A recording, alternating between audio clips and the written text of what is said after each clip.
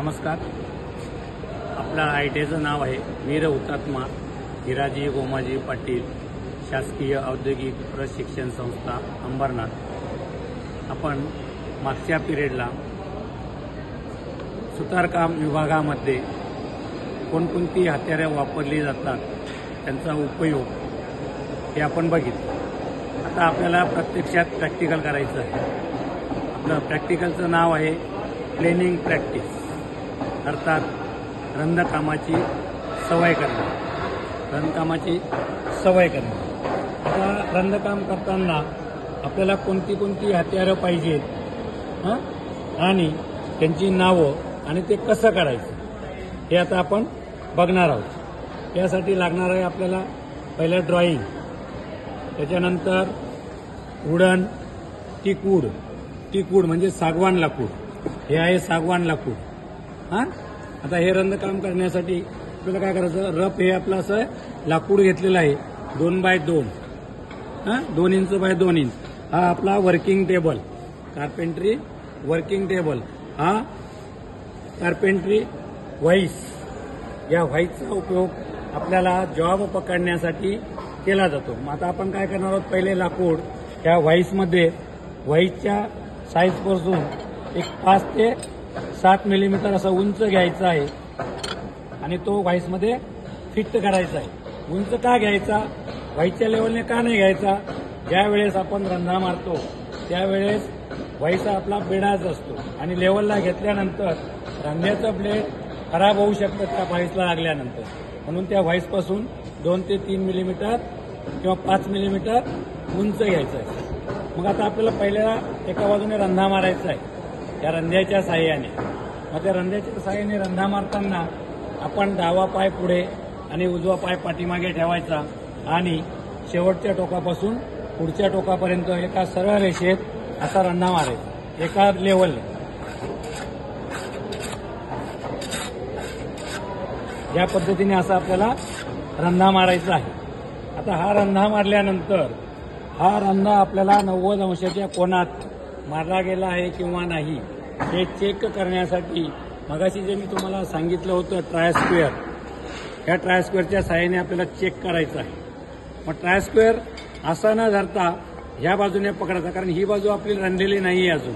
म्हणून ह्या बाजूने असा रंधा मारलेला तो चेक करायचा. कुठेही असा ओबडधोबडपणा किंवा मध्ये काही अशी गॅप दिसता कामा नये. एका समांतर रेषेत रंधलं किंवा नाही ते चेक करण्यासाठी या ट्रायस्क्वेअरचा उपयोग केला जातो. अशा पद्धतीने आपण ही एक बाजू ट्रायस्क्वेअरने आपल्या रंध्याच्या साह्याने रंधून घेतलेली आहे. आता याच्याच लगतची बाजू दुसरी बाजू रंधायची आहे. मग त्या मागच्याच पद्धतीने त्याला व्हाईसमध्ये घट्ट पकडून या रंध्याच्या साह्याने ही त्याची दुसरी बाजू रंधायची आहे.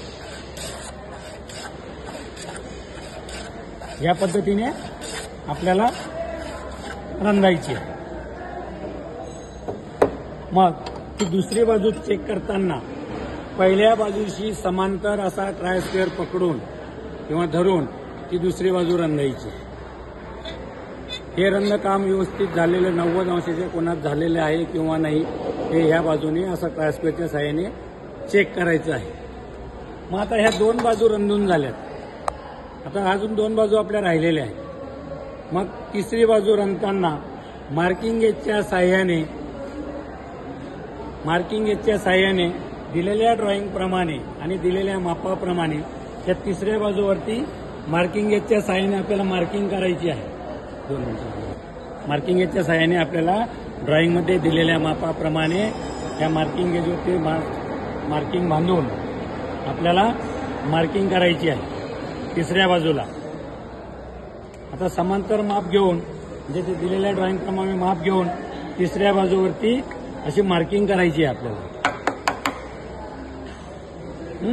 त्या अशा बाजूने 20-25 mm ची मार्किंग करून दोन्ही बाजूने त्या मार्किंगच्या लेव्हलपर्यंत तिसरी बाजू रंधायची आहे रंध्याच्या साह्याने मागच्या वेळेप्रमाणे. आता ह्या 3 बाजू रंधल्यानंतर आपल्याला एका साईडचं माप मिळालेलं आहे, बरोबर.